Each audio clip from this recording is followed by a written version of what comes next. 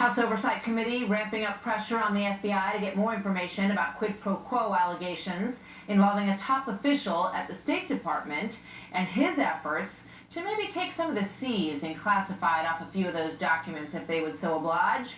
Chief Intelligence Correspondent Catherine Harris joins us now live in Washington. Good morning, Catherine.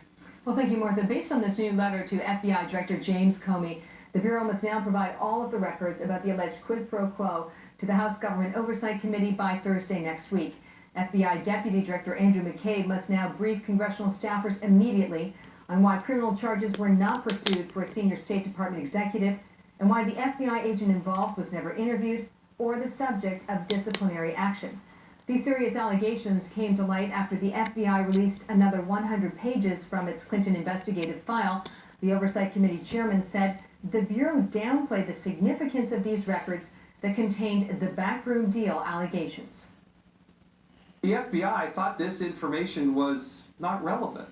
And that is just stunning to me because this is some of the most unbelievable set of documents that we've seen to date. And it really goes to the core of why we're so concerned and why we have to continue to do vigorous oversight. Fox News is seeking comment from the FBI on whether they can meet next week's deadline, Martha. So what are we learning about the Clinton email that's at the heart of all of this, Catherine?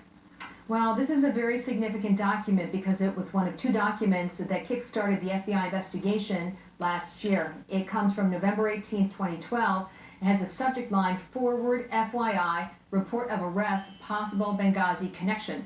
It contains classified information with the B1 markings, and entire sections of this email are redacted, citing confidential sources as well as foreign and law enforcement activities. Heavily redacted FBI interview summaries, known as 302s, report that P.Kennedy, a trusted lieutenant to Secretary Clinton, wanted to deep six this Benghazi email and apply a classification code that would allow him to archive it in the State Department's basement. In exchange, the FBI would get coveted slots for agents overseas.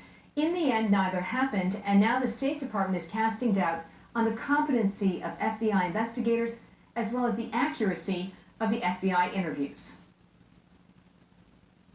Is it the State Department's position that the FBI interviews contain significant errors? They're notes, actually they're notes from interviews. They're not facts, they're not conclusions, they're not investigative work. Why was P.Kennedy working so hard to bury this email? Again, I can't speak for recollections here in an interview.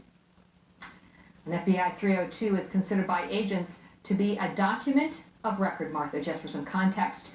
Meantime, the Republican chairman of the House Judiciary Committee has asked the Attorney General to investigate Kennedy for possible violations of public corruption laws, Martha. And we know that he went back repeatedly to get those removed based on your reporting. So Just it was intent. something that was very important to him to pursue. So great work as always, Catherine. Thank you very You're much. welcome.